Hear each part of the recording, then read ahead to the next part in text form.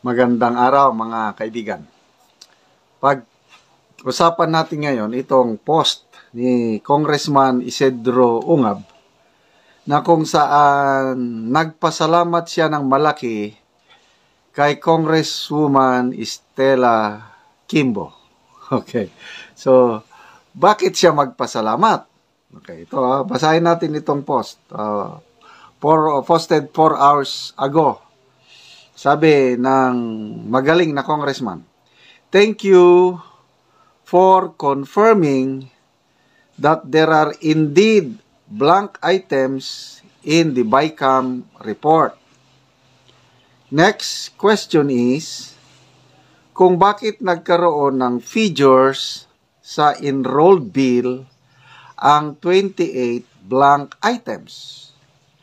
This can never be considered typographical, grammatical, or printing error." Okay, gandang tanong, di ba? So, after halos isang linggo na pananahimik, I think kahapon, nagsalita na si Congresswoman Stella Kimbo at inamin niya talaga na mayroong blank items o spaces sa BICAM report. So, very clear na yon. Hindi na pwedeng sabihin na nagsisinungaling si Congressman Ungab, Atty. Vic Rodriguez, or si Pangulong Rodrigo Roa Duterte. Kasi, nung una, nagsalita si A.S. Bersamin, Pangulong Marcos Jr., sabi nila na maliciously fake. He is lying. Hindi naman nila alam yung sinasagot nila. Wala namang sinabi si Congressman Ungab, Atty. Vic, or PRRD na yung GAA ang may blank spaces. Wala talagang blank item sa GAA or even sa bill. Wala. Ang merong blank items, yung BICAM. So, klaro na. Mismo ang acting chairman ng Committee on Appropriations sa Kamara, nagkonfirma na may blank items. So, depensa nyo, palusot na, authorized naman ang technical staff to revise yung mga, kung may errors o typographical error, grammatical, kasi nakalagay daw sa omnibus section ng BICAM report na pwedeng maggawa ng koreksyon. So, inamin na mayroong blank at pinilapan ng mga staff, technical staff. Kailang ang tanong, ito ang tanong ng karamihan is, yun bang fill in the blanks, yung pag-fill up ng amount. Kasi blanco eh. Yung bang pag-fill up ng amount sa enrolled bill from the BICAM, ginawang enrolled bill, makonsider ba yon nga typographical, grammatical, or printing error? Tinanong yan ng media eh. Ang galing ng mainstream media reporter na nagtanong kay hindi rin klaro yung sagot ni Hindi klaro yung sagot. Palayo, palihis yung sagot ni Congresswoman Kimbo kung considered bang typographical error yung pag-fill in the blanks. Malayo ang sagot. So ito ang tanong ngayon ng taong bayan.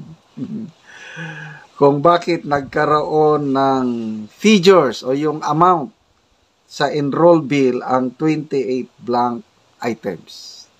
So, I don't know kung masasagot pa ito ni Congresswoman Stella Kimbo. Ang next na sagot siguro doon na sa Supreme Court. Kasi kahapon, formal nang isinampa ni Congressman Ungab, Atty. Vic, at iba pang petitioners yung petition for certiorari and prohibitions. asking the Supreme Court to declare yung GAA 2025 as null and void or unconstitutional. Okay, magbasa tayo ng mga comments. RG Ignacio. Yan din po ang question ko, sir. Paano nagkaroon ng laman ang GAB kung iniwan nila itong blanco during the BICAM report and signed by the majority of members? Tama po ba na bawal na yan galawin kung dadalhin na yan sa plenary? Kasi it's just a mere voting in favors and abstentions. Sino ang naglagay ng laman? At bakit nila iniwan blank sa BICAM report? And why is the figure doesn't sum up? Bakit may magkakaibang figure? Which is supposed to be sa BICAM, tapos na yan, nagkasundo na. Okay? So, nagsalita si ex-Senate President Tito Soto. Sabi niya, hindi daw pwede yung sinasabi ni Congresswoman Kimbo na yung mga technical staff ay authorized na to make corrections yung sa BICAM. Hindi. Dapat mag-aral kayo sa procedure, sabi ni ang dapat yan is ibalik sa plenary. So, meaning hindi authorized ang mga members or ng technical staff to make fill in the blanks. Ang pwede lang gawin yon typographical, grammatical errors. Pwede. Figures yung pinag-uusapan billions of pesos ang pinag-uusapan, ipinaubayan nila sa technical staff. Yan ngayon, sasagutin nila ngayon sa Supreme Court. Sana aksyonan kaagad ng Supreme Court yung petition for certiorari and prohibition. Okay, mga kaibigan, salamat sa inyong panonood sa ating channel, lalo na sa mga hindi nag-i-skip ng ads. Ang ating income sa channel na to nagagamit pagtulong sa Tribong Talandig sa Bukidnon, livelihood project, pagtatanim lang lakatan, at saka housing project.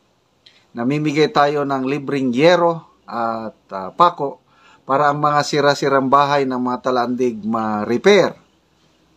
Tumutulo ng mga bubong or yung mga walang bahay nakakapagpatayo ng sarili nilang bahay.